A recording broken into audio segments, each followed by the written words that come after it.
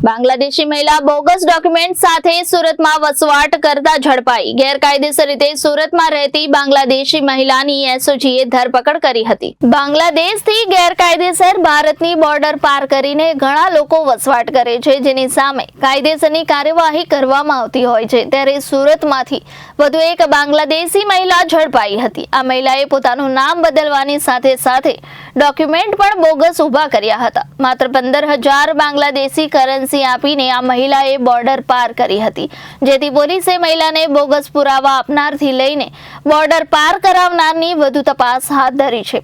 ગેરકાયદેસર રીતે સુરતમાં રહેતી બાંગ્લાદેશી મહિલાની એસઓજીએ ધરપકડ કરી હતી। મૈધરપુરા દિલ્હી ગેટ 4 રસ્તા ઇન્ડિયન ઓઇલ પેટ્રોલ પંપ પાસેથી મહિલાને ઝડપી પાડવામાં આવી હતી। તેણીની તપાસમાં સામે આવ્યું હતું કે મહિલાએ ખોટું નામ ધારણ કર્યું હતું, સાથે જ બોગસ રીતે ખોટા ડોક્યુમેન્ટ્સ પણ બનાવ્યા હતા।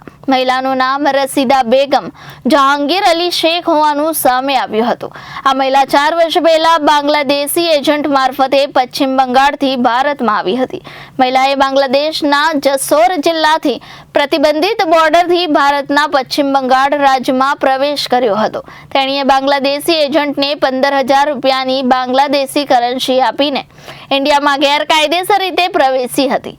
મહિલા બોર્ડર પાર કરીને આવ્યા બાદ અલગ અલગ ટ્રેનમાં સુરત પહોંચી હતી। સુરતમાં પણ અલગ અલગ જગ્યાએ રૂમ ભાડે રાખીને રહેતી હતી। મહિલાએ બનાવટી બોગસ ડોક્યુમેન્ટના આધારે આધાર કાર્ડ સહિતના પુરાવા બનાવ્યા હતા। મહિલા વિરુદ્ધમાં મૈધરપુરા પોલીસ સ્ટેશનમાં પણ ગુનો નોંધવામાં આવ્યો છે।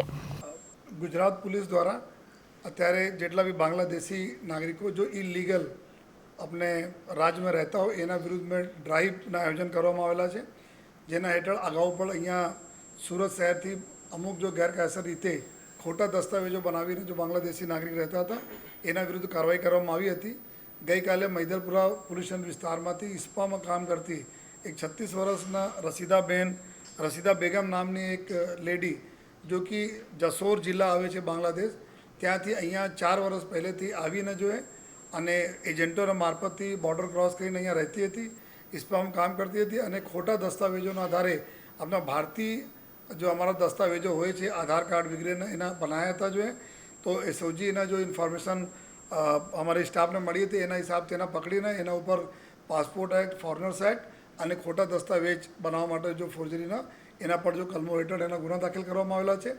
અને અત્યારે પછી પૂરી ન્યાયિક પ્રક્રિયા પછી એના નામદાર કોર્ટના ઓર્ડર પછી જો એના વિરુદ્ધમાં જો भी अपना जो फॉरेनर्स एक्ट मुताबिक जो એના જ્યારે ટ્રાયલ પૂરા થાય અને રિપોર્ટ કરવાની વરે કામગીરી જોવે છે, આ રીતે કરવા માટે પણ એસઓજીની ટીમ આપણી કામગીરી કરી રહી છે।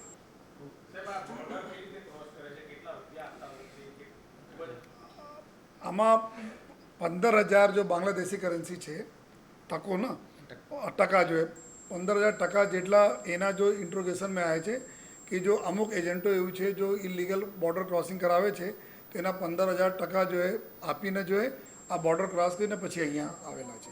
અને અત્યારે એનાથી અમે લોકો આ પણ જોઈએ છે કે ઓર એના સાથે કોણ કોણ છે, કારણ કે આપને ખબર હોય તો અમુક માસ પહેલાં બી અહીંયાથી ઘણા બધા લોકો પકડાયા હતા જેના પાસે પાસપોર્ટ, આધાર કાર્ડ બધા મળેલા હતા, ડુપ્લિકેટ આમાં ગલત ડોક્યુમેન્ટ ઉપર બનાવીને આ જો ગલ્ફ કન્ટ્રીમાં બી અવર જવર આ લોકોને હતી। તો એનાથી આ બી ચાલે છે કે બીજા કેટલા લોકો ઓર છે જો એના જાણકારીમાં છે જો અહીંયા રહેતા હોય।